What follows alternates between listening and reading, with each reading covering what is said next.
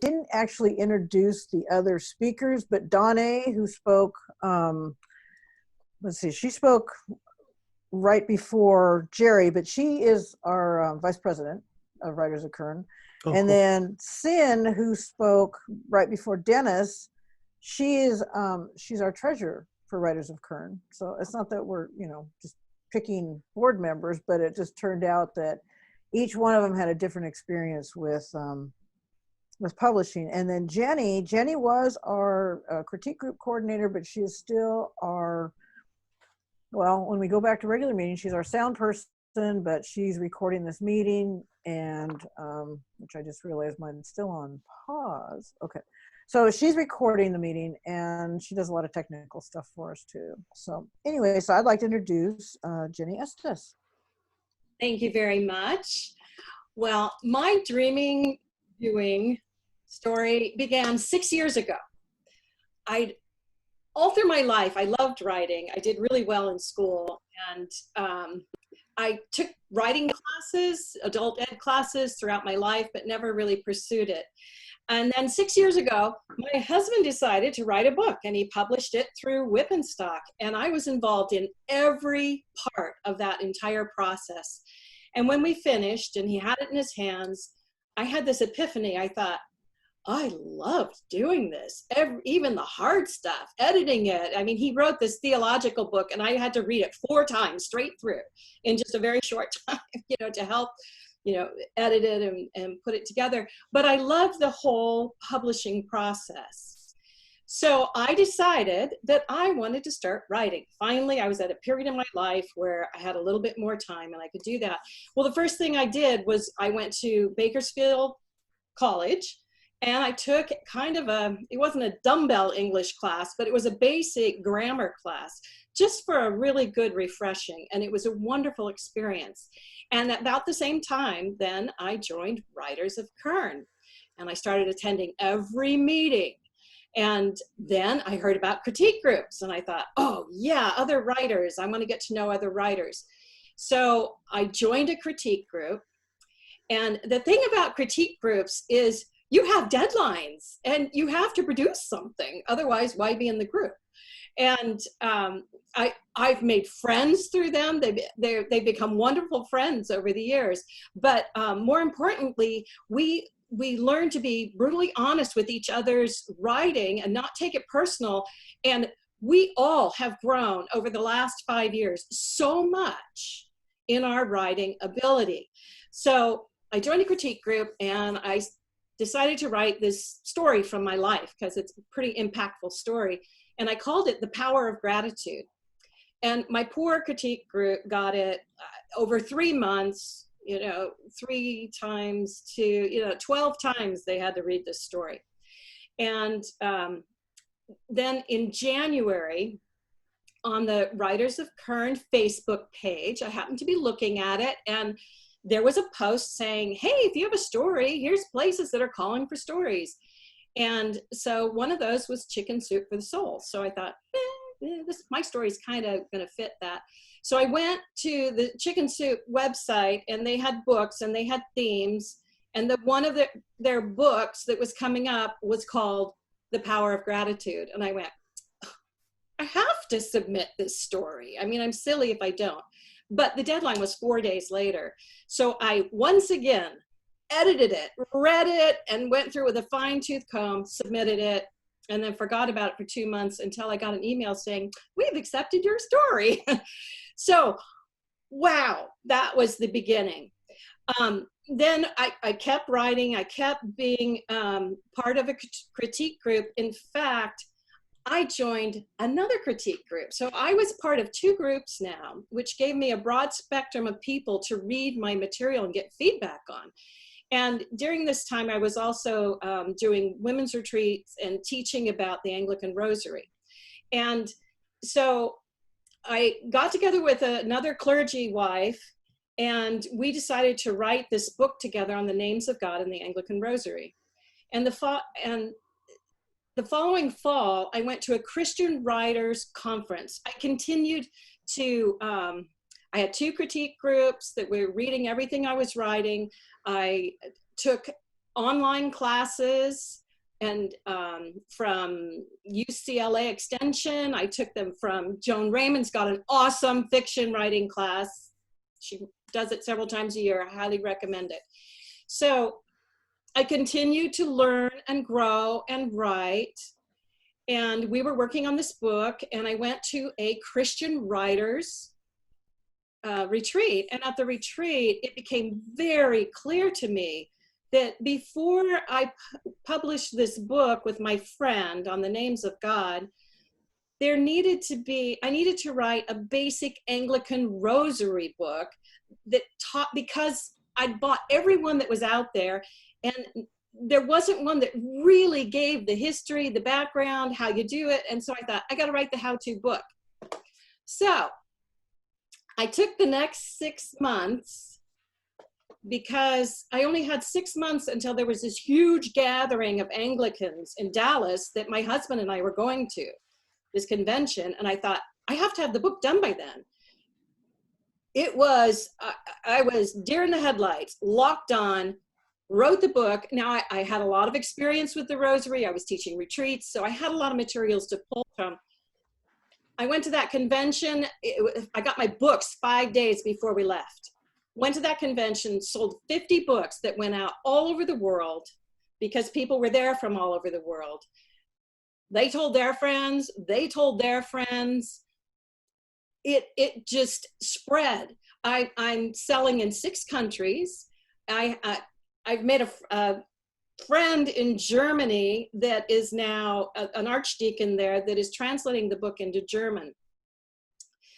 So it was a huge learning curve for me to learn.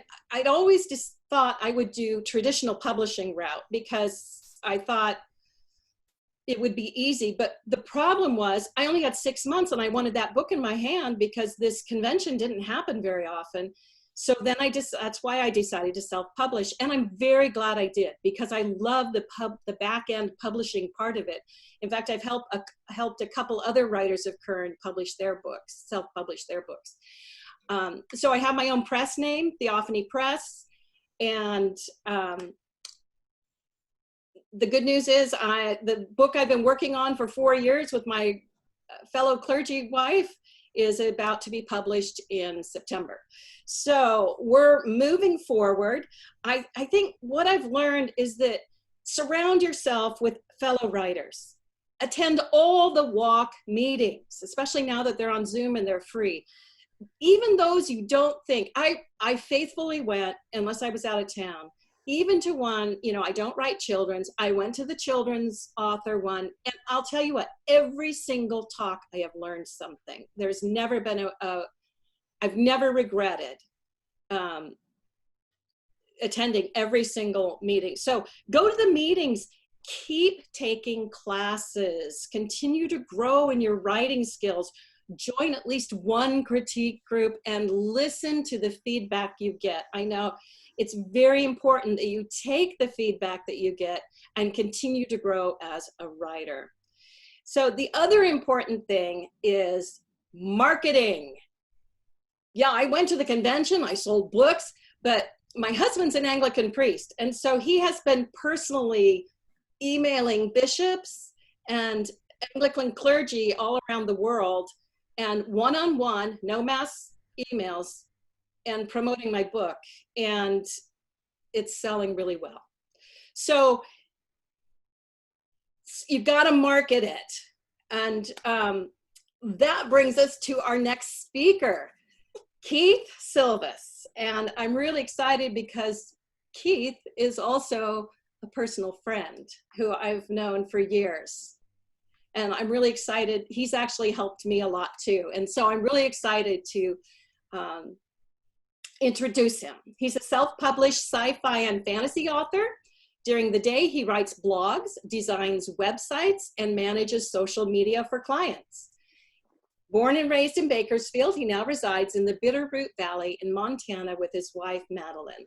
He enjoys helping people navigate the technical difficulties they face with building their website and creating a social media presence. So Keith, take it away. Well, thank you. That was a nice intro. I wrote it myself.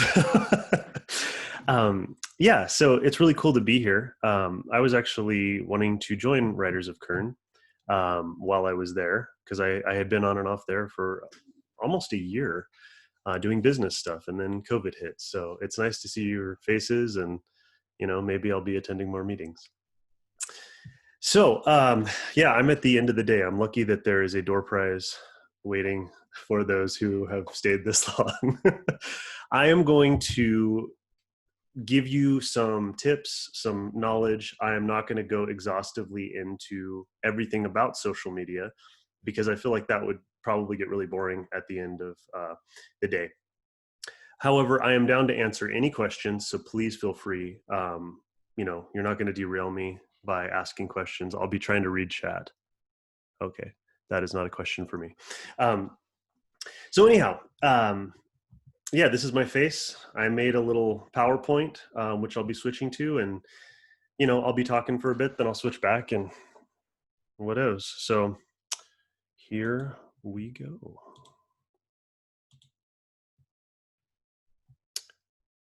Hopefully you are all seeing that.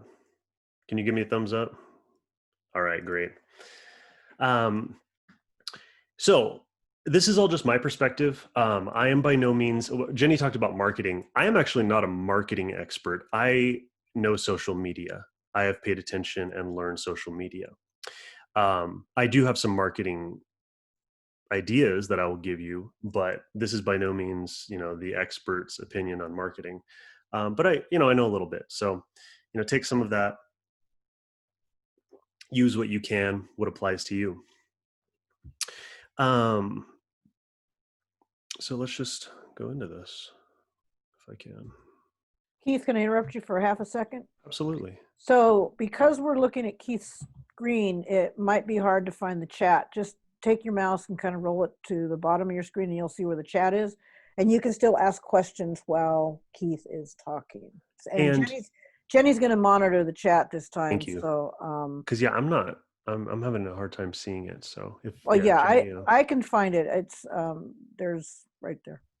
So I just got to scroll all the way to the bottom but yes, it's there. So okay. So like I said, this is an intro to social media. It's by no means going to be exhaustive because I would exhaust all of you going into every little bit. And yeah, my perspective. So this is kind of tailored towards writers too, in the fact that, these principles could probably work for a business, for, anything you're doing. And I guess as a writer, especially a self-published one, you are kind of marketing your business. But I wanted to talk about some of the things that I see people doing on social media that get them attention, because that's really kind of why we're there, right? We want to get attention for our book, for whatever we're promoting. I see sometimes people doing things that maybe they think will get them attention, but actually kind of get them ignored. So my goal here is to get those of you who are interested in creating a social media presence or bettering your social media presence already, some more attention. And yeah, please ask questions. So, okay, my story. Yeah, people love to talk about themselves, right? I'm not just doing this to talk about myself, but hopefully in hearing my story, you might be able to connect a little bit as far as maybe you felt this way too. So probably a decade ago, I quit caring about social media. Like I was not really paying attention to my Facebook. I don't know if Instagram was coming out just yet, but at some point Instagram was coming out. I think Twitter was around, I don't know. But these new social media platforms are coming out. And I just think to myself, that's for teenagers, that's for young people. I don't really care. I'm busy with other things. I'm building a business, I'm doing other things. And I noticed that a lot of the cool people, the cool business people were on Instagram and things like that. I had a fitness business at the time. And so I was a personal trainer, and a lot of the up and coming people who were really with it were on Instagram making workout videos and stuff. And I just thought to myself, that sounds great. I should probably do that. And then I just didn't do anything with it for about 5 years because I didn't care. It's not really something I am interested in. Um, it's funny because now I do it, but it's not something that I would just on my own be interested in.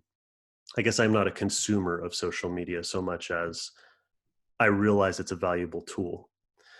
Um, so anyhow, I did feel that pressure though, especially once I was looking to self-publish my book. My book is called From the Ruins, and I put it out on Amazon. It's like a cyberpunk sci-fi story. Um, and I knew I was going to self-publish it. And I thought, okay, I have no one to market this for me but me. So I guess I better get a social media presence, probably ought to make a website. And I didn't really know how to do that stuff. So luckily I had a job where I could listen to podcasts and learn. And so I started learning. And I found out quite a few of these principles that I'm going to pass on to you. So I decided, yeah, okay, I'm going to learn Instagram. And it turned out that it wasn't as hard as maybe, I was making it seem. Like I just played around on it a little bit and it's pretty intuitive. It's not, it's not so daunting. I mean, the thought of how daunting it is more daunting than actually the real deal. So, I got into that and then I started learning tactics and I started meeting people and I started seeing what was working and what was not working. And I by no means have a massive following. I mean, I'm at 740 followers on Instagram right now, and I haven't posted I haven't posted a ton lately. I think everybody gets the COVID blues and I just haven't felt like posting a lot of stuff. So, but that doesn't mean that, I don't use it to engage with people still. It's there. It's there and, you can have it there for you as well. And when you want to promote things, it'll be there for you. So, as I just talked about promotion, we're going to talk about what social media is not, because I see people doing things that I just know aren't going to work for them. So I'm going to try and save you some pain and heartache and feelings of failure.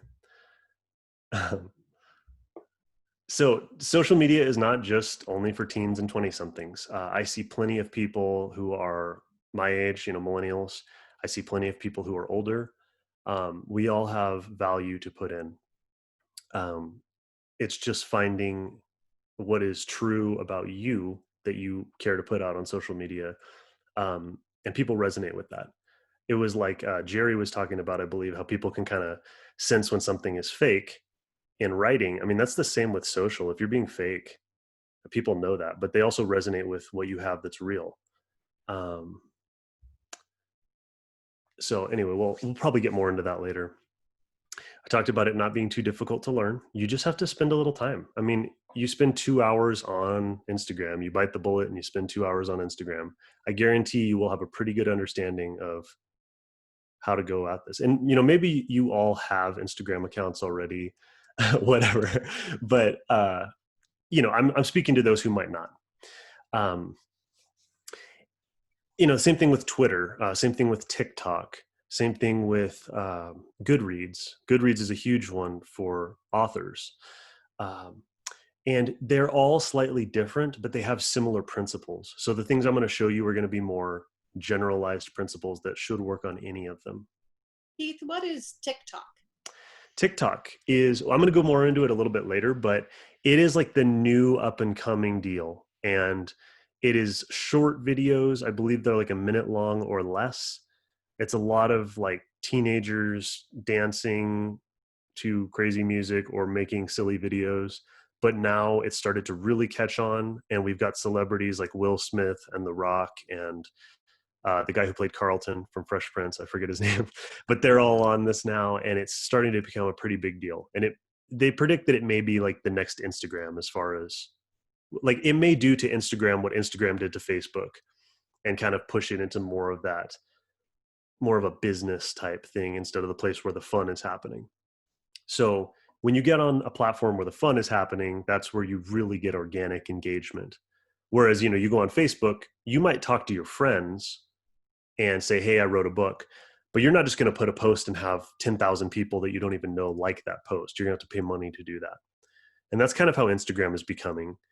But TikTok, there's a lot of organic enjoyment because it's not a lot of ads. It's not a lot of anything. So if you find a way to engage people on TikTok, you're really in the money right now. Um, okay. So the biggest thing, the value, I kind of talked a little bit about how I don't really just personally love social media, but I do see the value in it, that you are able to connect with a vast amount of people. Got a little off topic. So yes, so what social media is not, we talked about those things, but the last point I wanted to highlight, it's not only a place to market yourself.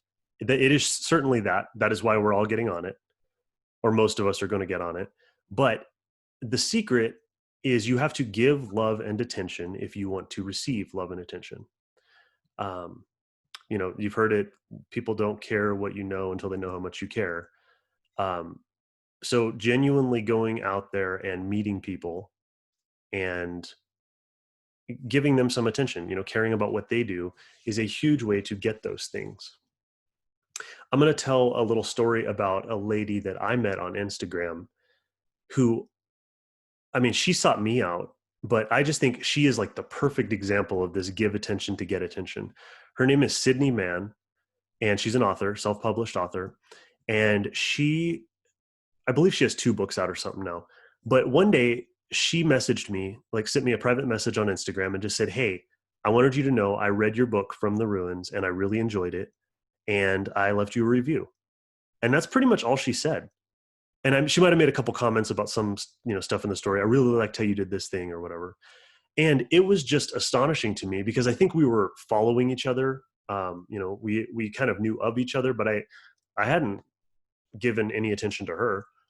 And she didn't read my book with the intention of, "Now you need to read my book, Keith." She just did it. And granted, my book is really easy. It's like 80 pages. It's a novella. So she got the better end of the deal. But then I said, you know what? I'm going to read this lady's book because that's really nice of her. She went on, read, and reviewed my book.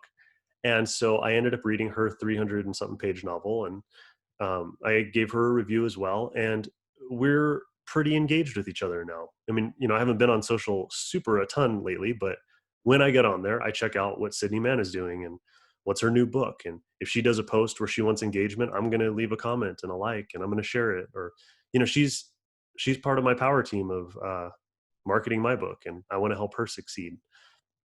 And so that to me is the ideal person. That's the person who we want to try and emulate, is someone like that.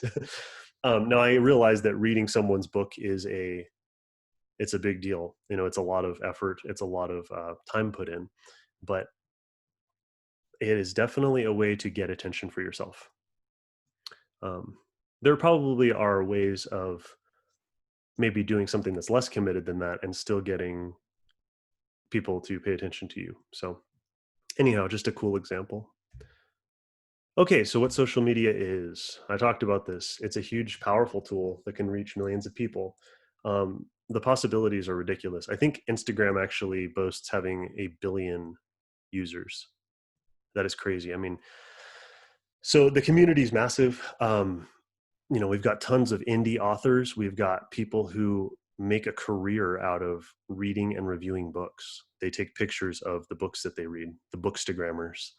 And so that's a huge community that, I don't know, people love seeing their bookshelf and how they've decorated it to look all rainbowy or something. It's nuts, but you could have your book on that bookshelf. So it's a good group of people to get engaged with. Okay, we talked about, establishing yourself online. A way to attract and engage new readers.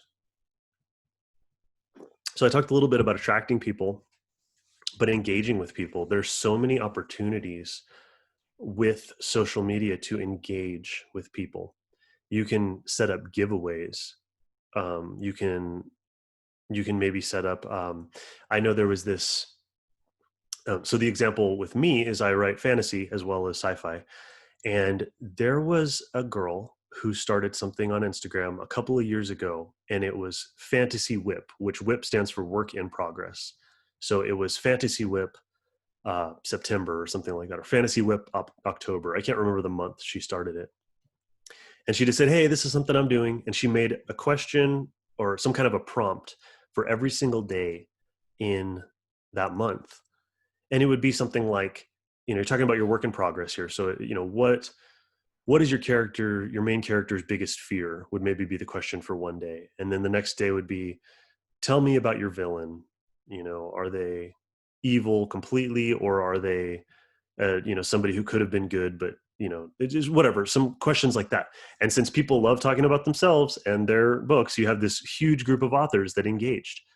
And instead of just letting it die after 1 month, someone said, hey, that's a great idea. Let's do Fantasy Whip November.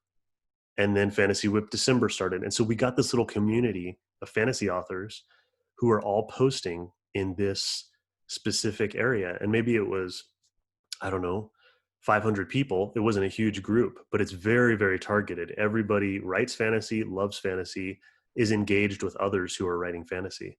And so that's where I got a ton of my followers, and engaged followers. I think I met Sydney Mann actually through that deal. So that's another example of kind of how you can use social to engage with people.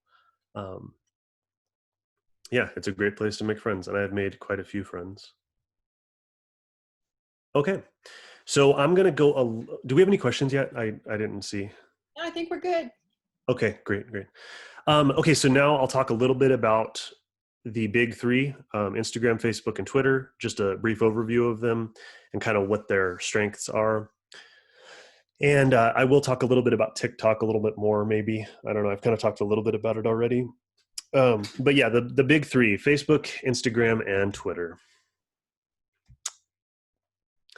So Facebook. Okay, probably a lot of you are on Facebook. Almost everybody has a Facebook now. Facebook is not as organic anymore. Like I had said before, when you make a post on Facebook, your friends might see it, people you know in real life, but it's very hard to reach people who are not part of your friend group or friends of friends maybe. And I think they do that on purpose. I mean, they want you to buy ads. So Facebook is very business centered at this point. I remember hearing a young lady at church years back, and I said, she was playing with her phone or something, and I said something like, what, are you just updating a picture for your Facebook? And she said, Facebook, that's for old people. And I was like, oh, I guess, I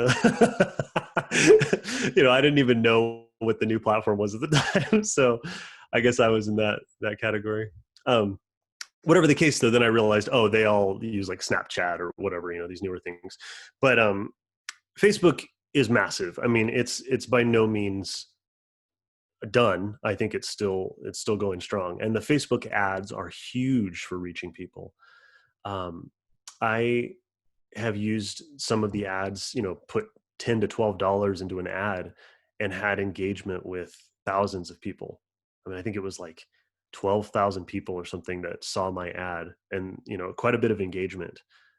It was measurable because it was for my podcast, and we ended up putting an ad for the new episode that came out of the podcast, and I could look at a graph and just see the listens, the downloads of my podcast, like just kind of skyrocketed when I put that ad out. So it definitely, Facebook and Instagram advertising are massive. Sandy would like to know, should she have a separate author page or just use her Facebook page? Definitely have a separate author page. I believe that's a great idea because, and the reason behind that is, your personal page is for you and your friends, and you have to friend other people. You can be a little more private with your personal page, but if you're an author, you may not want to befriend every single one of your fans. What if they're weird? What if they're going to send you creepy messages or something? Maybe you don't want everybody seeing all of your personal pictures. So you can keep your profile private, or as private as you'd like it to be, but create an author page where you don't have to accept anybody. They just like your page, and it's kind of like your public figure page. They just like it, and whatever. So that is my recommendation. I do say though, I mean, and I do it sometimes, if you did put something out, your new book or whatever, it's great to tell all of your friends on your personal Facebook page that you did that. And you can also send your friends over to your author page. So any of your friends that are interested in your writing can go over and like your author page, and then they will be getting exclusively the author side of you. So that is my thought on that. Bobby has a question, or two questions. How do Okay. you pick out an ad on Facebook, and how do you create an author page? Okay. So that's a little more in depth. And I'm going to make some seminars available or some workshops available for more like one-on-one stuff or small group stuff where we can go way more in depth. I'll kind of go over it just briefly. Um, but it's basically, so any of these like super in-depth things I can definitely elaborate more on. But the basic idea with Facebook is there's an option in there. I don't know off the top of my head, but and the other part of this is Facebook changes all the time. So I used to know how to do it just immediately, but the last time I went in there to do an ad, I had to do some searching. Facebook has a pretty massive back end now of all the different options and things you have to do, but there's something in there that will say like advertising. And so you click on that and you have to create an advertising profile, and it's going to ask you what's your demographic, and you can target it towards people and say, if your book is a romance book, you can target it to people who like romance novels or something like that. People who like certain authors, like, for me, I write fantasy, so I targeted mine towards people who like Tolkien, Neil Gaiman, things like that, authors like that. And that helped. And then you can also pick countries. So I picked the English speaking, the more English speaking countries. I picked, United States, UK, and Australia as the big places I wanted to hit. You can do, you can be way more detailed with that stuff or not. And then you give it some payment information, your credit card or whatever, and you tell it you want to run the ad for $4 a day for 3 days, or, however you want to do it. But basically, you just have to get into that spot in the back end of Facebook. I recommend doing it on the desktop as opposed to on your phone, because it seems like Facebook has it's a little more user friendly on your desktop. Was that the only question, or was there more to that? That's it for now. Okay. Oh, and the other cool thing about that advertising with Facebook, I had mentioned Facebook and Instagram because they're actually tied. They're owned by the same people. And so when you put out an ad on Facebook, unless you tell it not to do this, it's actually going to put your ad into Instagram as well. So that's kind of cool. You get a lot of bang for your buck there with both platforms having your ad.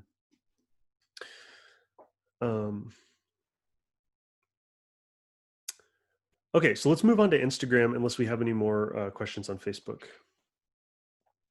So Instagram is a lot to do with pictures, which I found kind of challenging when I first got into it as an author, as a writer, because we deal a lot with words. I created this poem or I created this short story, but I'm trying to market it or share it on an app that is very much visually focused. And so I experimented with a few different things.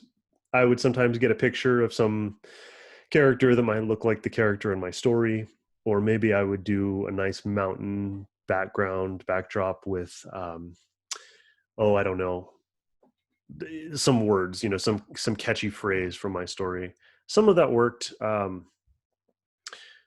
Really, though, the biggest attention I started to get was just when I really started engaging with other people. But anyhow, Instagram really is picture focused. The cool part about that is it's a nice place to share pictures of your life. People who are your fans or who read your books probably want to know a little bit more about the person behind the pen or the typewriter or the keyboard. So, taking pictures of yourself, doing live video on Instagram, question and answer sessions, things like that. Those are really, really cool. And it's definitely a way to engage with your audience really well. Instagram is actually the one that I prefer the most.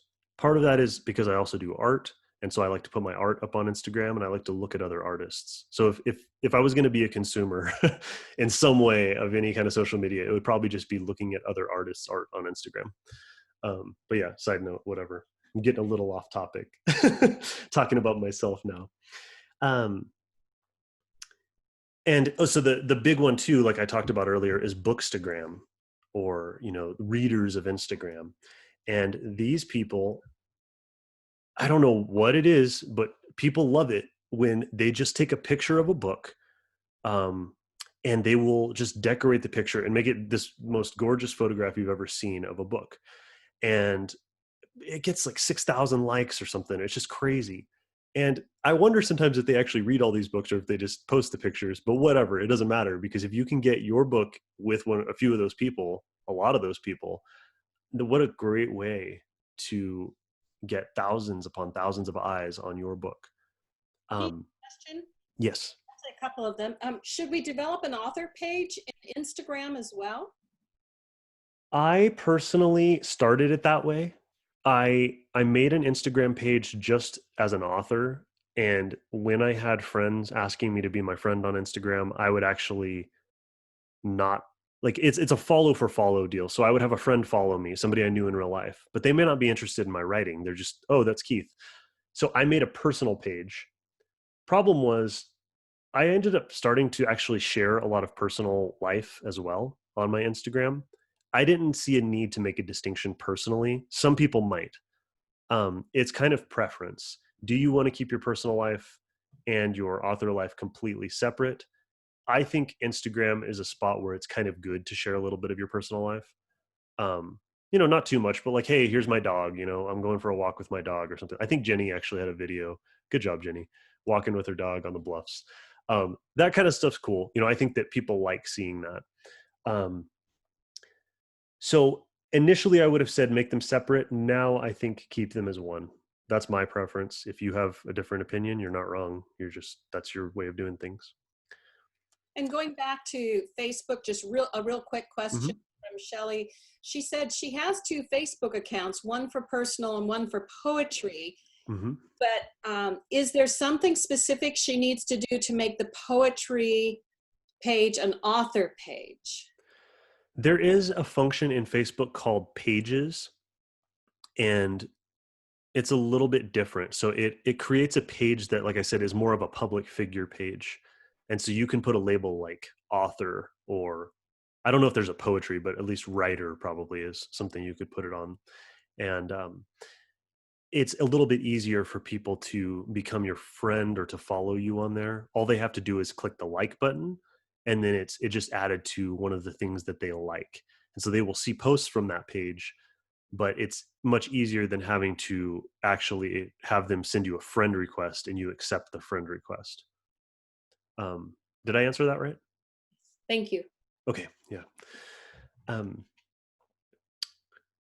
So that's kind of Instagram. There's definitely a lot more. I have a lot more I will be showing you in a minute on Instagram, but that's kind of the brief overview. Not so brief, but that's the overview on Instagram. Twitter. Okay.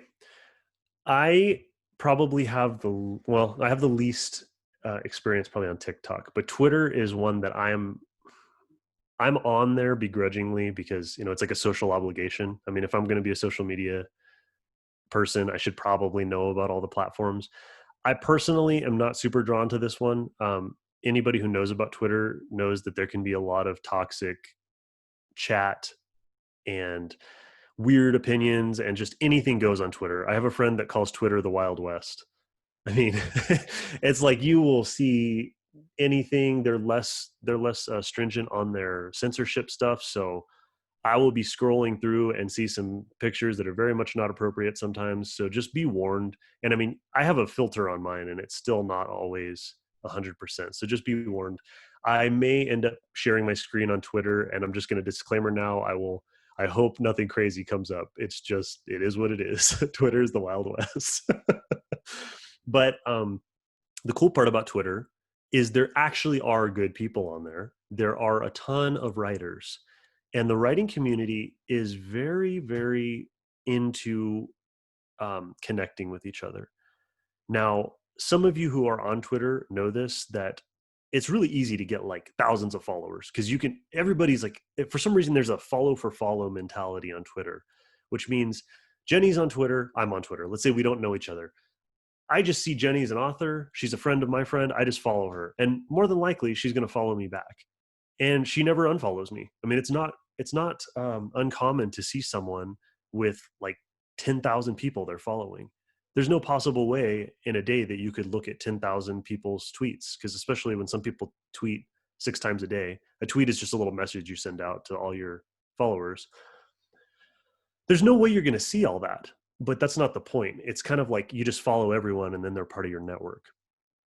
Now, getting engagement on Twitter, just because you have 6,000 people following you doesn't mean that they're actually engaged with you. They're just they've kind of like added you to their network, basically. I have seen, though, that Twitter has a really, really strong writer, poet, author network there with tons of people. So it's definitely a good spot to be if you want to make friends and get readers. But it is going to be one of those things where you have to give attention to get attention, because you're not just going to show up and get 1 million followers and think that everyone's going to listen to you. They probably won't until you listen to them. So be warned. Also, yeah, I mean, Twitter can be a rabbit trail where, if you follow someone and then you see that they're posting a whole bunch of like crazy political stuff or like weird views on something else. I mean, everyone is like feels they need to get their everything they like to preach on Twitter. People love preaching. So, if you start following this guy and then you see that this person's following this person, and pretty soon you're following some crazy people and your feed is filled with some weird stuff. So just be warned.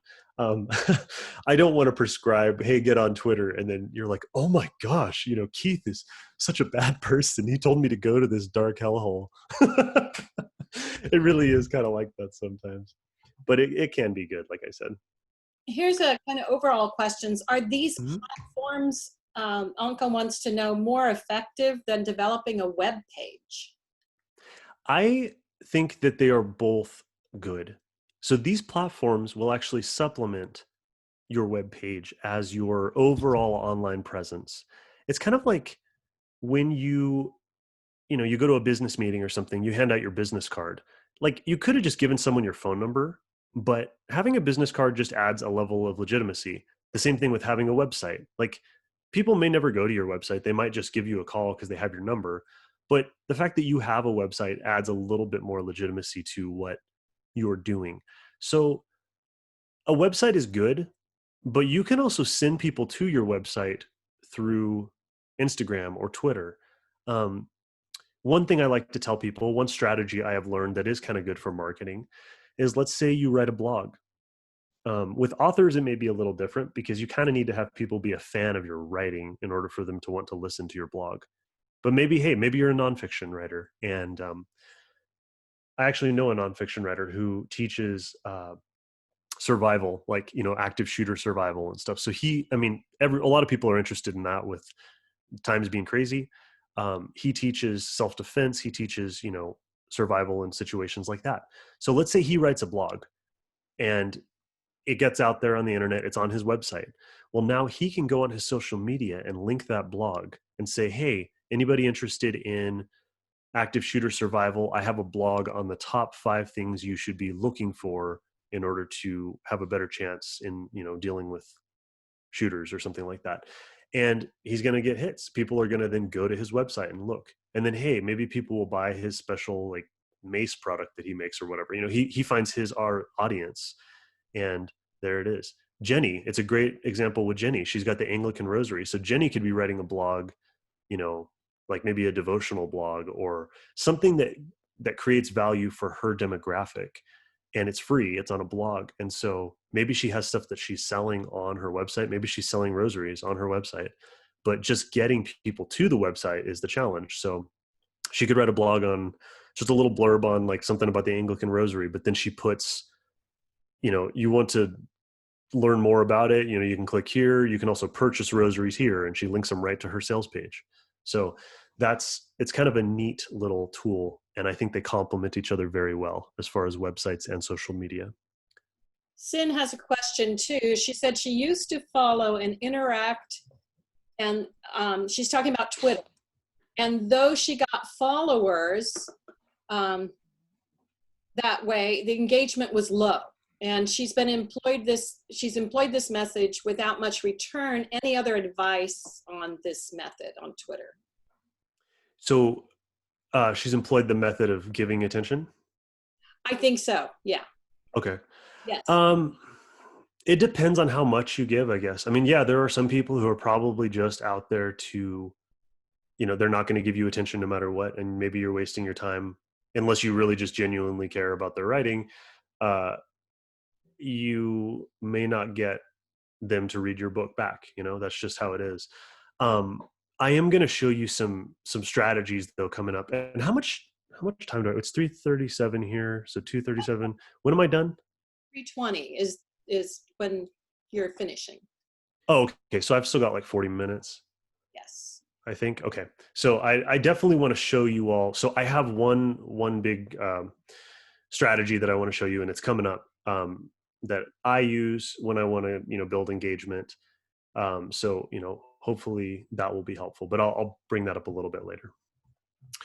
Okay. I'm going to go back to this, almost done moving through these. Yep.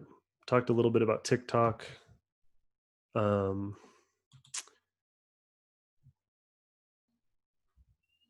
Okay. Yeah, we're actually there. So the $1.80 strategy. This is big. How many people know who Gary Vaynerchuk is? May not actually be. He's really, really big with like the young entrepreneur crowd. I found him through listening to podcasts. Can everybody see my Instagram, by the way? Yes. Okay. So I'm on Instagram right now. I normally do this on my phone. There's more on a phone or a tablet. There's more options on Instagram. I don't recommend doing it on your desktop computer, but because of what we're doing and how I'm showing you all this, I'm going to show you on my computer. Anyhow, let me explain to you the $1.80. Back to Gary Vaynerchuk. He's got, he basically started early on YouTube. He took his parents' $2 million wine business into a $60 million wine business by engaging people on YouTube when it was new or relatively new. Since then, he's written quite a few books. He's, if you're interested, that's cool. Just be warned, he uses a lot of foul language, but he's a very well-meaning guy who has a lot of good knowledge. So the $1.80 strategy, what this means is you're going to leave your 2 cents on different people's posts. So you're going to leave comments for other people. And so for me and for most of us authors, we're looking for our niche audience, our niche market.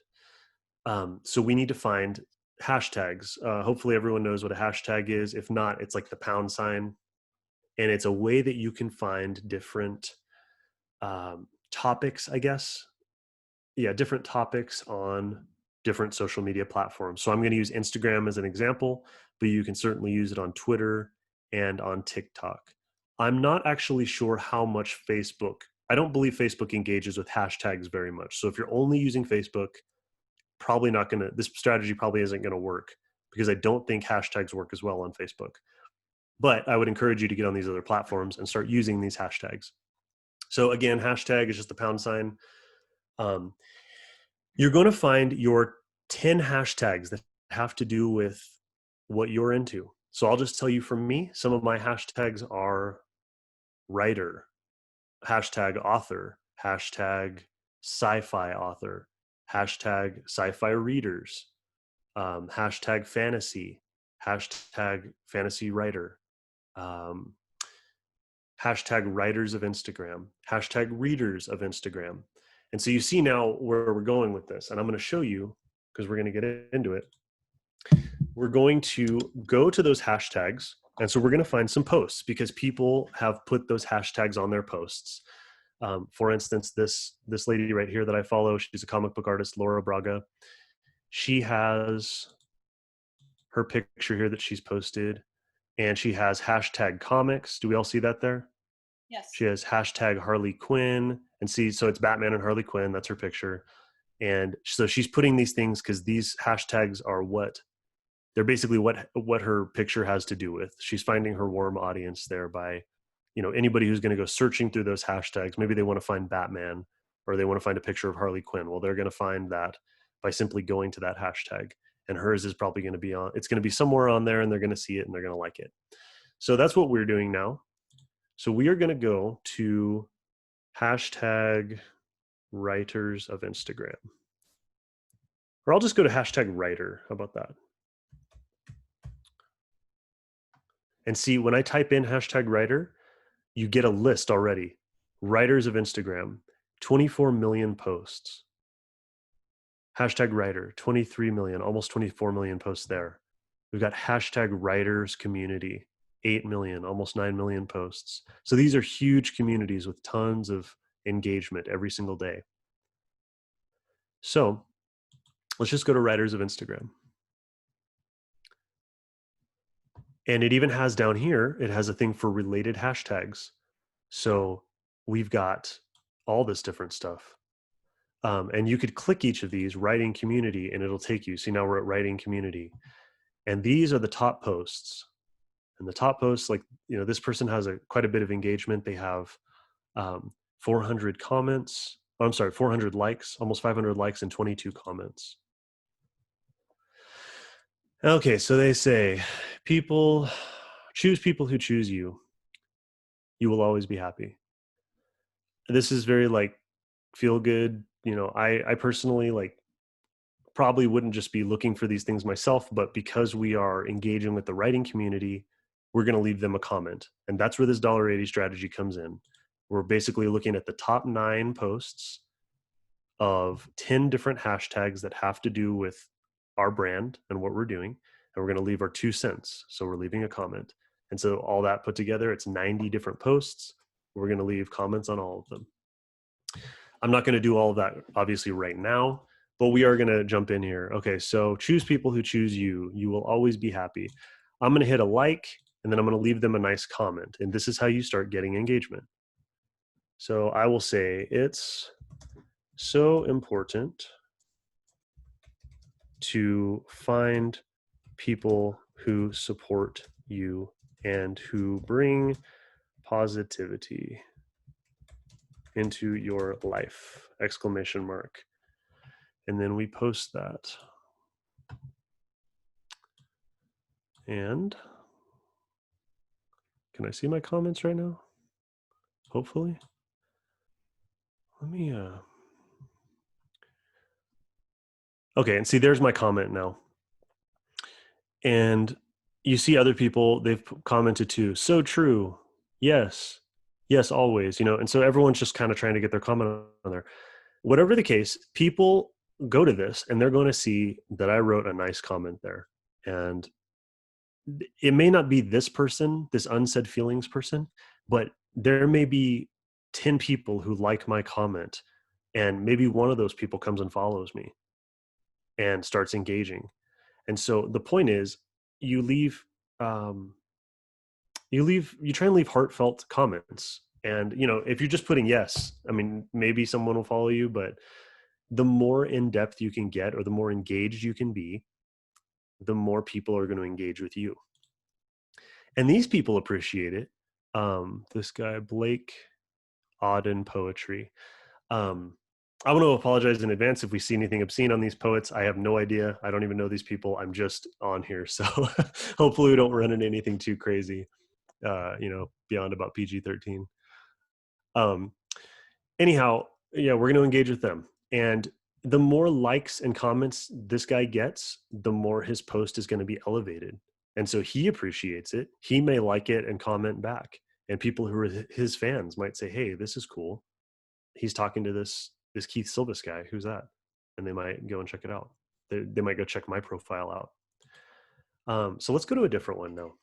Keith, Anka has an interesting question. She says, Okay. how do people make these pictures with their poetry?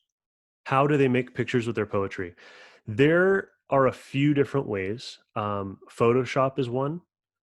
If you have access to Photoshop or Illustrator, there's a free program called Krita that you can put text over pictures. I recommend on your phone, though, the best one I have found is Photoshop Express. You can download that app on your tablet or on your phone. And as long as you give Photoshop Express your Facebook, you give it access to your Facebook, and it's not going to do anything. I mean, I've used it for like 2 years now on my Facebook. It doesn't post anything to your Facebook. It's just, it wants you to connect with Facebook, basically. As long as you give it that, you get all the features and it's free. If not, if you don't connect with your Facebook, it's going to limit you on the amount of features you have. But Photoshop Express allows you very easily to take a picture from your phone or your tablet and put whatever kind of text on it, and it's customizable. You can change the color of the font. You can change the tons of things. I mean, you can make memes. You can put different bars at the top, and you can do frames and just tons of different stuff. It's very, very customizable, and it's super easy. So that is my recommendation there. Bethany says Canva is a decent web-based option if you want something fairly intuitive. Great. Yeah, I've heard of that. I've never used it, but yeah, I think that sounds about right. I have heard of it.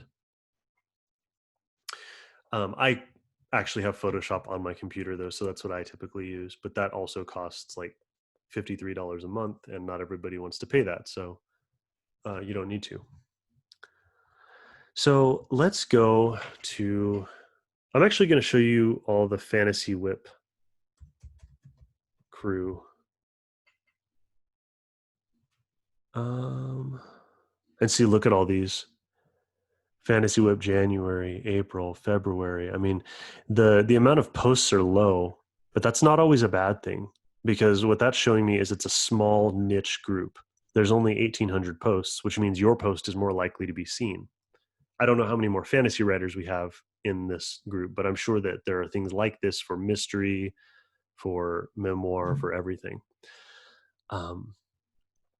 So definitely something to look at. Do I see some more flashing? Is there more questions? Kathleen wants to know, if we put a hashtag on something we post on our author Facebook page, will it automatically post on Instagram?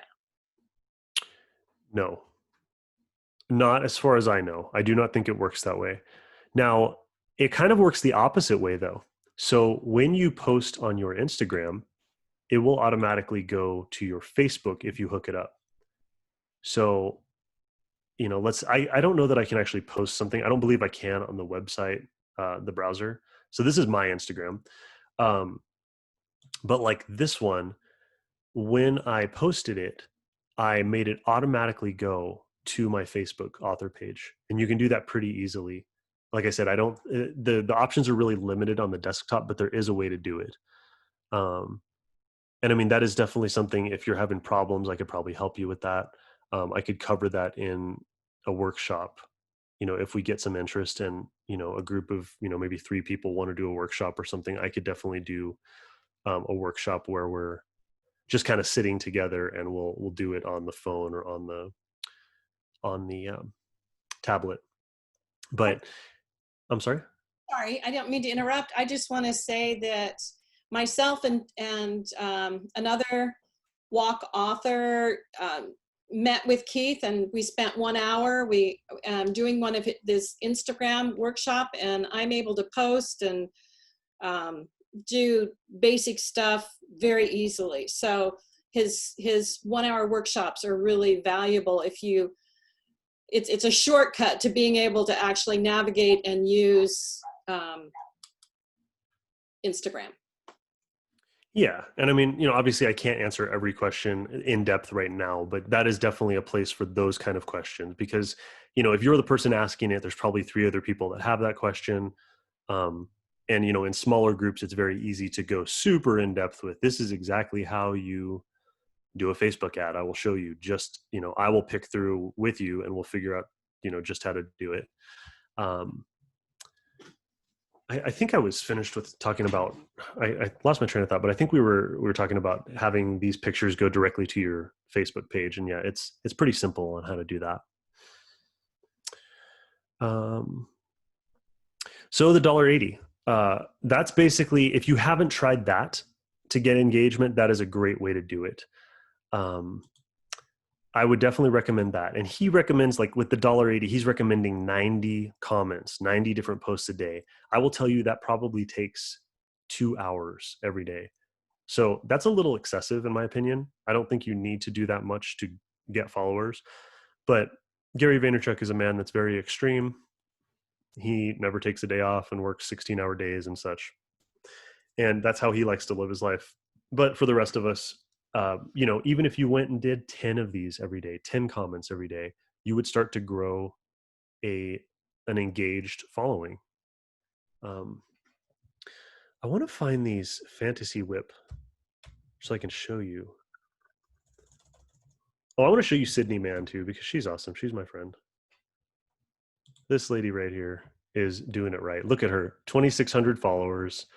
And she's got and then the other thing is, you don't have to do this, but she has a really, especially down here, as we move down, she had just such a pretty aesthetic for her Instagram. So, for some of you ladies or gentlemen who are just really into making things look nice, I'm kind of the guy who, I don't really decorate the house. Thankfully, my wife decorates, and it's good for us. But Sydney here is decorating her page, and if you notice, she has her scheme is, she has a picture, with color, and then she has a white with some cool font and just a little quote on it or something like that. And so she's got kind of this checkerboard effect going on, and it's just really neat.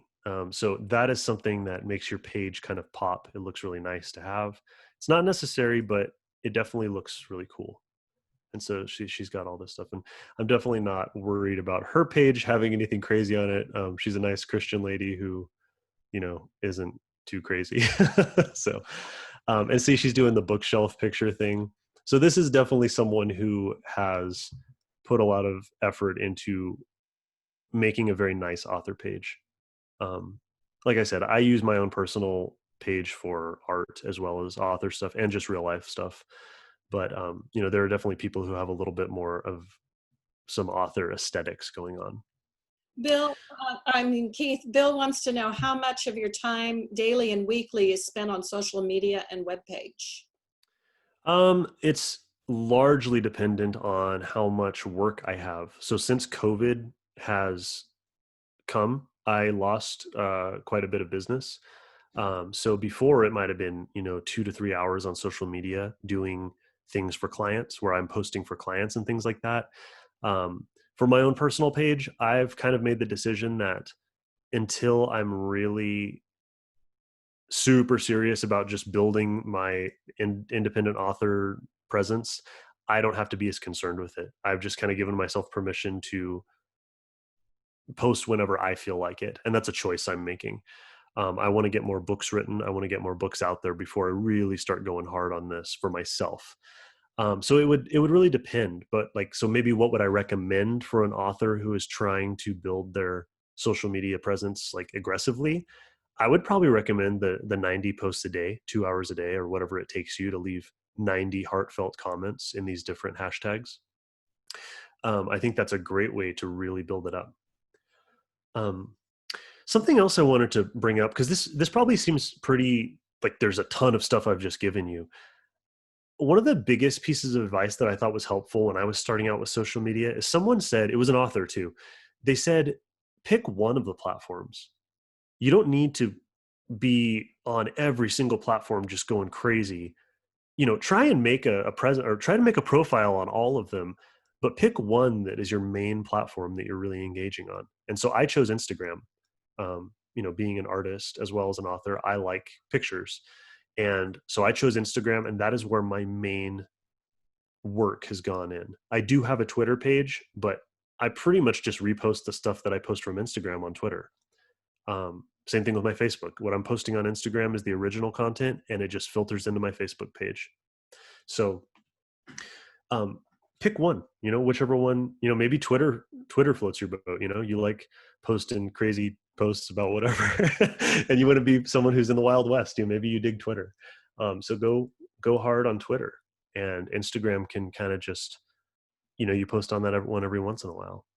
But I would say that most people who are doing this without a team, people who aren't famous and don't just have, their job is not just to post on social and be in movies, they're pretty much just going to pick one and go hard on that one.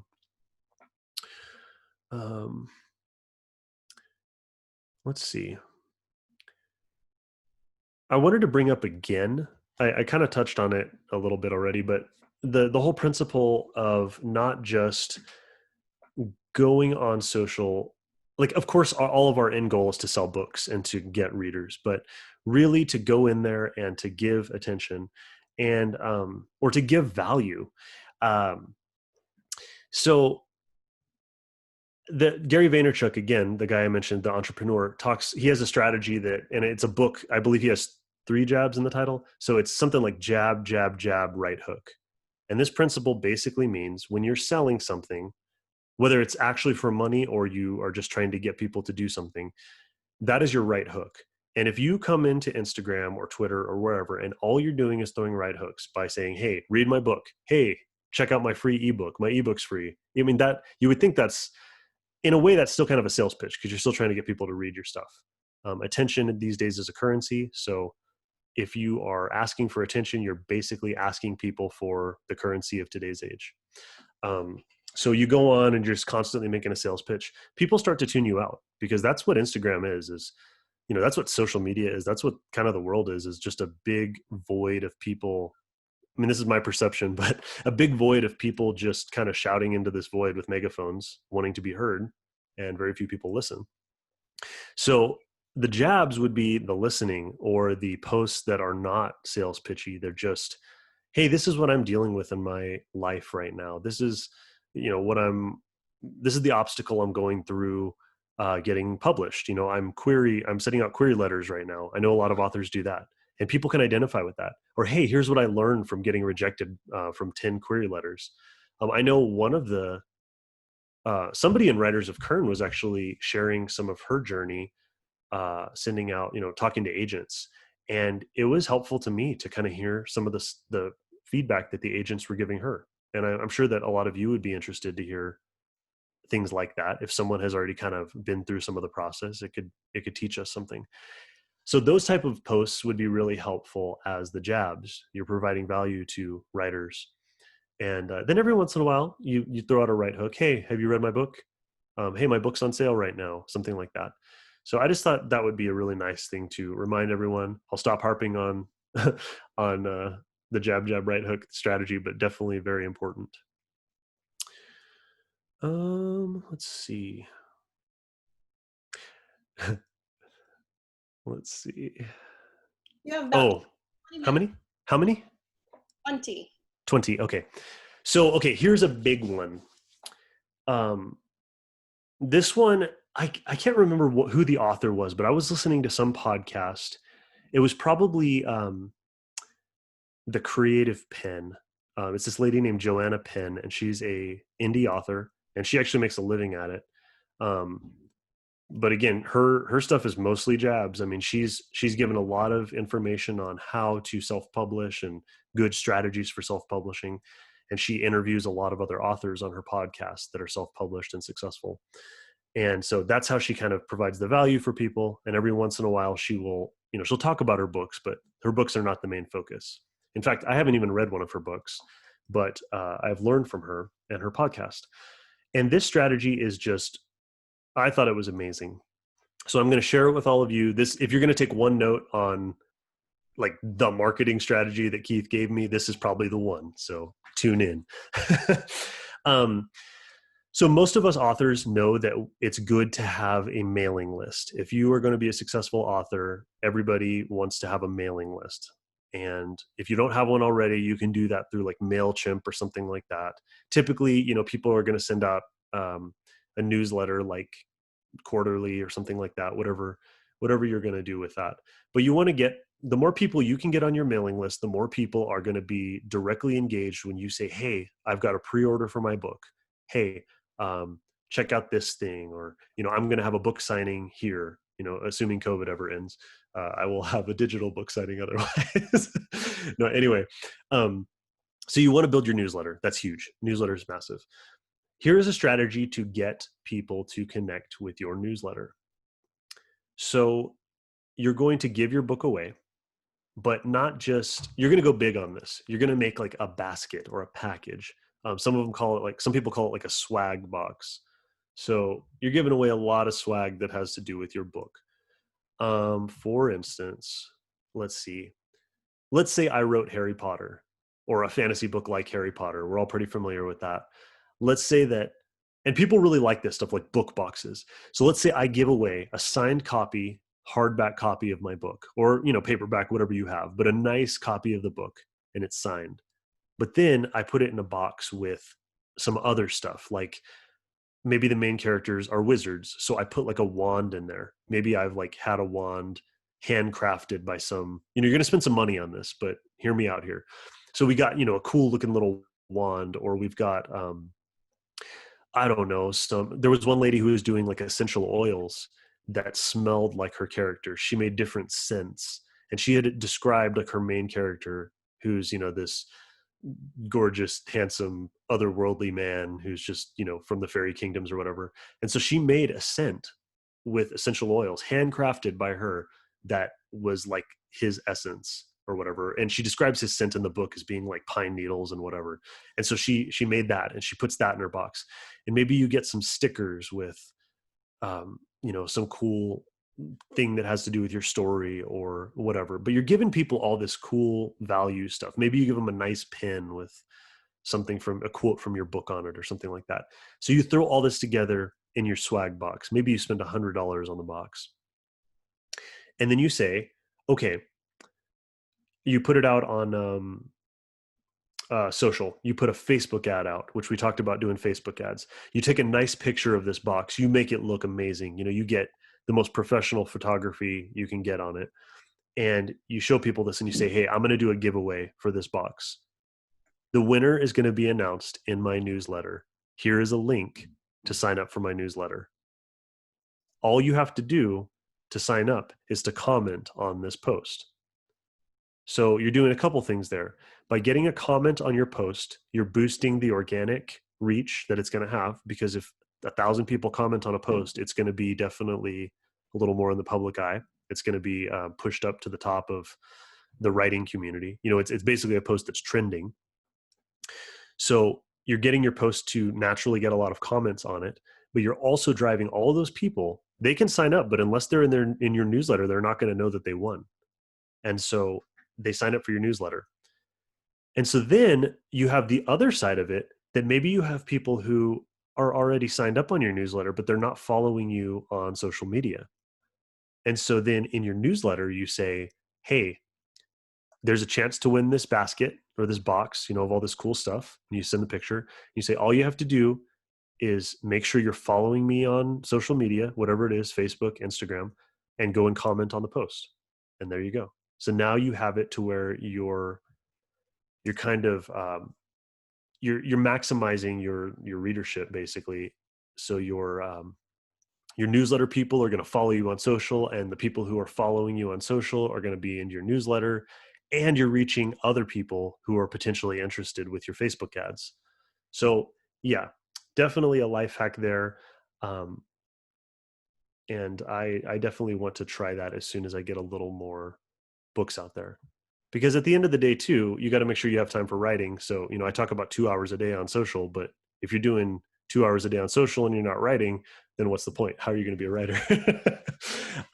I actually run into a lot of people who do that burnout as well, where they're going crazy on social media and then they have to take a break.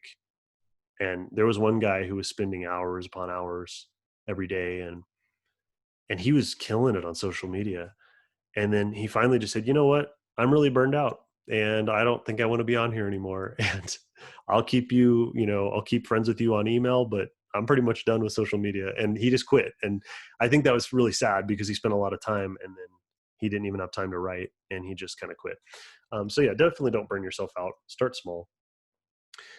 Bite-sized chunks are always the way to go about it, and consistency. So, I'm talking about consistency, and I just said I haven't posted in forever, but I'm giving you the principles. Do as I say, not as I always do.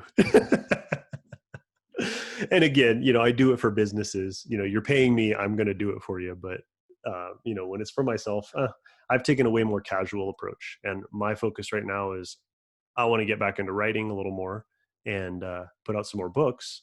And then, I'll just continue to market them on social and to engage with the community. Do I have any more questions? That is kind of that's basically it for me. I mean, I'll answer as many questions as you all have, but I don't want to keep you. There, Um, yeah. yeah, there's a couple of Twitter questions from Shelley. She Okay. said, since Twitter limits the number of characters allowed, is there a way to increase them? Yes. Um, so Twitter, yes, you want to be kind of brief with your posts. I mean, I don't remember how many words or characters, but yeah, it is limited. So one way to handle that is just make your posts less words. But sometimes you need to put a long one.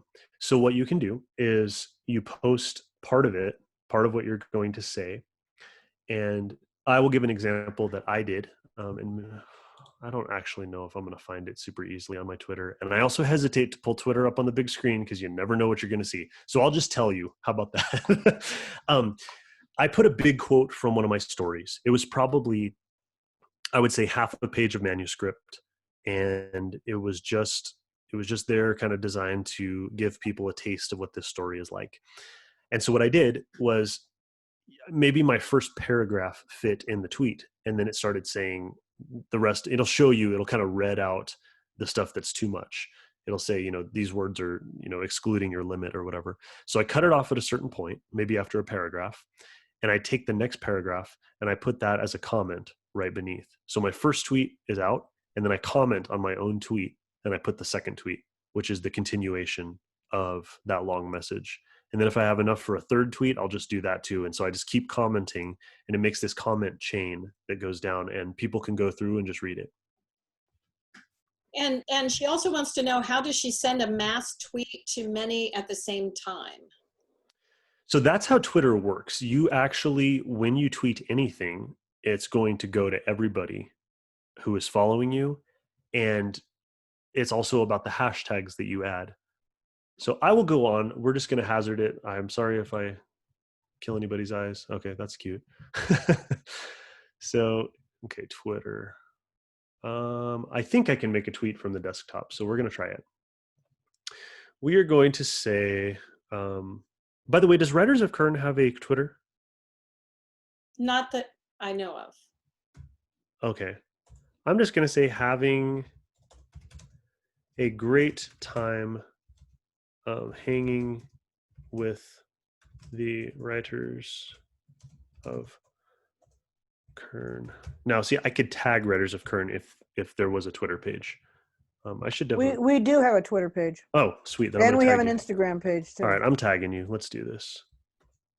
I don't know when the last time somebody wrote on it, but It doesn't matter. I mean, I'm going to be pretty transparent. I haven't put a ton of time into Twitter, so the amount of people who will actually see this or care are very. there it is. low. It's fourth down. I see. There we go. Yep. So now, do you see what I did there? I did the @ to tag someone, and then I start writing writers of, and there we go. Boom. Having a great time hanging with the Writers of Kern. Learned a lot so far. And now we're going to go hashtag writing community. Check this out. 1,250 tweets in the last hour. That's a lot of people. So it's a very engaged hashtag. We're going to go writers community, and then maybe we'll go, I don't know if Writers of Kern has their own hashtag, but probably not. That's probably fine, just like this. And so now we post this, and what happens is, if it'll tweet, what happens is now all of the people who are following me have a potential to see this. Now, like I said, a lot of people on Twitter follow 10,000 people. So, one tweet out of 10,000 coming in, it's not a huge likelihood that everyone's going to see it, but people will. And then people who are searching these hashtags under writing community or writers community could potentially see this tweet as well. So if we go to writing community and people are browsing through the latest, see, there's already 2 people who have posted after me, but right there I am. So if anybody happens to be, coming through and going through writing community in the latest posts, they will see that I posted something. And so that is a way to, talk to the masses. Also, I'm following Writers of Kern because heck yeah, you guys are awesome. So yeah, I mean, that's kind of the way to go about it, I suppose. That's a way that you're going to get a lot of people to see. Theoretically, you have potential to get a lot of people to see your post. Okay. Yeah. Down to about 8 minutes. And one last question here. Sydney Mann's Instagram looks a lot like a website. Is she using that as an alternative to a website? Let's find out. I actually don't know. Sydney Mann is awesome. So yeah, let me see. Does she have her website posted here? It doesn't look like it. Okay, let's see if we can find her. See if we can find a website for Sydney Mann. And then maybe you could take the last 5 minutes and talk about the different types of workshops that you can do if there's 2 or 3 people that want to get together. And yes. Thank you for reminding me. So I will talk about that a little bit. I also I'll have a handout. I mean, I have the handout now, but it's not. I didn't get it to Jenny or whoever. So it'll probably be on the website after the meeting. So those of you who are tuning in later, or those of you who are tuning in now and want to, Keith, have my info. Keith, well, everybody has your info, but we are going to be sending out one more email tomorrow to participants. Mm-hmm. So if you have something ready by tomorrow, then it can go out with the email with the links. Oh, great. Okay. That paid. So yeah, I'll just send that over to you. I have a PDF, so I'll just send great. it over. Yeah, just send it to me, President, Okay. and then I'll get it to the right person. Thanks. Here she is, Sydney Mann. I'm going to tell Sydney, by the way, that I used her as an example. So here is her website. So she is not using Instagram as an alternative. She's supplementing. But yeah, there we go. So she has her website. Okay, and one more real quick. Why did you say to do Instagram on the phone as opposed to the desktop? There are less options on the desktop. They designed Instagram as a phone app or as a tablet. And so there are definitely less things you can do. I actually don't think you can do a post on Instagram from your desktop. So I was able to do a Twitter post, a tweet, but I was not able to post an actual picture from my computer to Instagram. For that, I'm gonna need the phone or the tablet.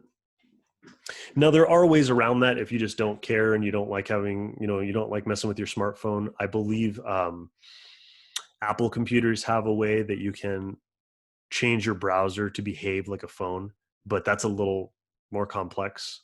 So I wouldn't necessarily recommend it. If you're that tech savvy, you probably got like the iPhone 26 already, and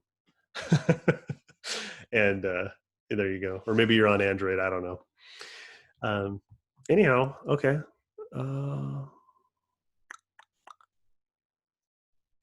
I'm just looking at I can actually see now your questions because I'm out of that mode. So did I get all the questions? Because I think I'm done. If we don't have any more questions, I'm good to go. I'm good to take off. Let you out a little bit early. Dismiss the class. Yeah. Thank you, Keith. That was amazing. And thank you, Jenny, for helping him with questions. Yeah, definitely very appreciated.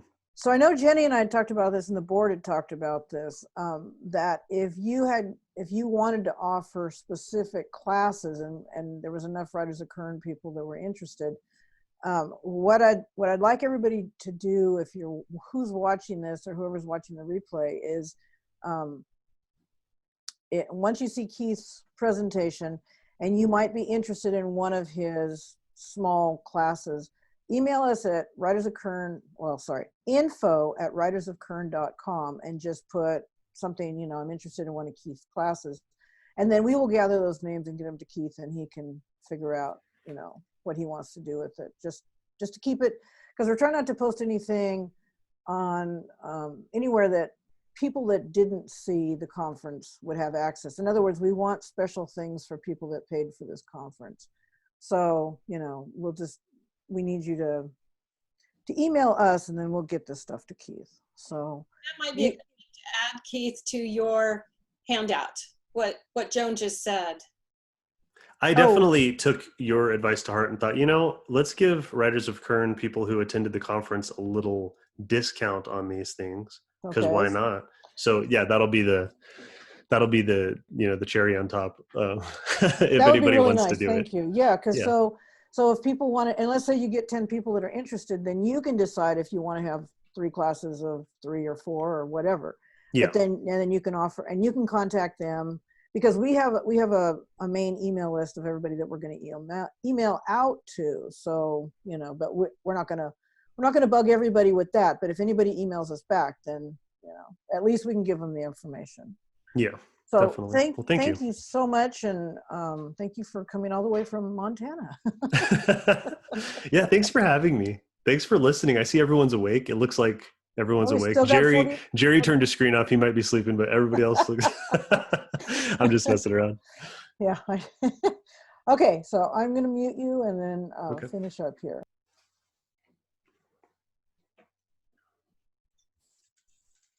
Joan, you muted yourself. So sorry. I'm so used to muting myself that I do that just automatically. So, oh, Jerry said he's sleeping. He's got all the Z's there. So, all right. Let me see. I'm gonna go back to gallery view. Okay. So everybody, thank you so much for hanging with us. Better part of 6 hours here.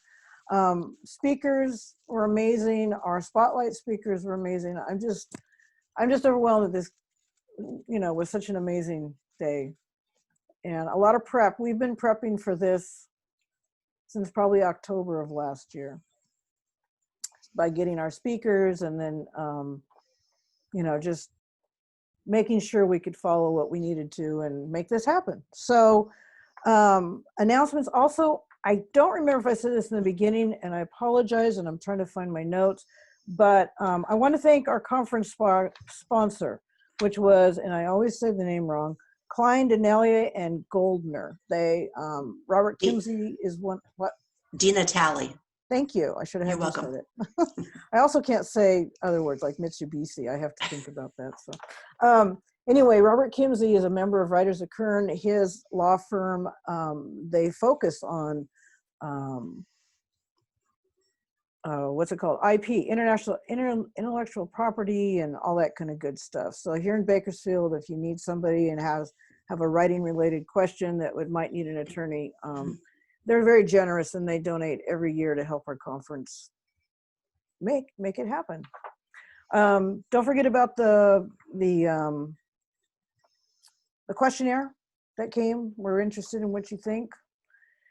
And let's see, Sandy is going to do a door prize now. And this one you have to be present. So out of the 42 people here. Yeah, so wave your hand or something so that Joan or Jenny can see where you are. Okay, ready? Well, yeah, I see where you are, but I mean, if she calls your name, then you got to wave your hand. That's what I meant. No, everybody's waving now. They're like, wee. This one is Teresa Goldner. Oh. Teresa? I thought I saw her name. Teresa. Right, I can look alphabetically too. T. Nope, she's not here anymore. Ooh. We'll give her like a second, but I don't see her name, and it's alphabetical. So Okay, here we go. So whatever you call it, another chance. Jenny Estes. I think Jenny's here. Hidden things. That's Wait a wonderful. minute, where are you, Jenny? Wave your hand. We can't see you. I think she's here. Congratulations, Jenny, and thank you so much, Sandy. So Sandy you're will get in touch with you guys that won today. Okay. So, Thank you. I'll be putting these in the mail. Anyway, I want to thank Jenny and Donna and Natalia, who I think before I see Natalia, I know she tries to stay in the background, not make a big deal, but she's got a big force behind her today. So anyway, thank you, everybody. This is, we're actually done early. I am amazed that we did so well with the time. It's always important for me not to keep you longer than needed. So And Joan, thank you so much. Yes, thank you. This conference would not have happened without you. So we all appreciate you and thank you from the bottom of our hearts. thank you. Anyway, thank you.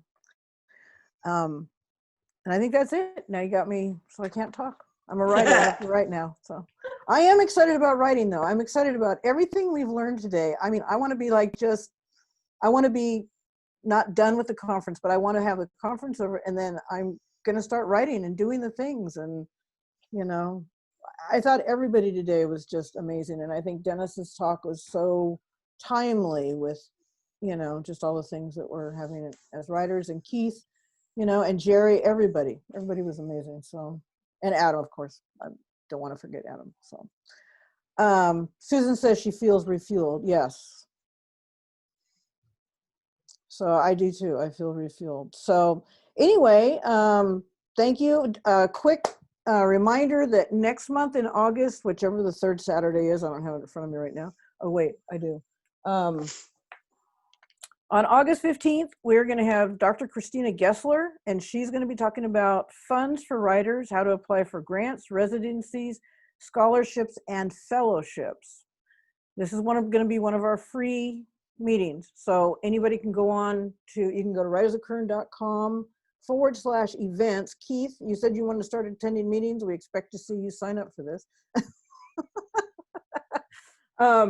Anyway, so these are our free ones that we're recording them. We're putting them on the website afterwards for free. So anyway, and then we have a cozy mystery writer that's well known in September, and we'll be talking more about that later. So anyway,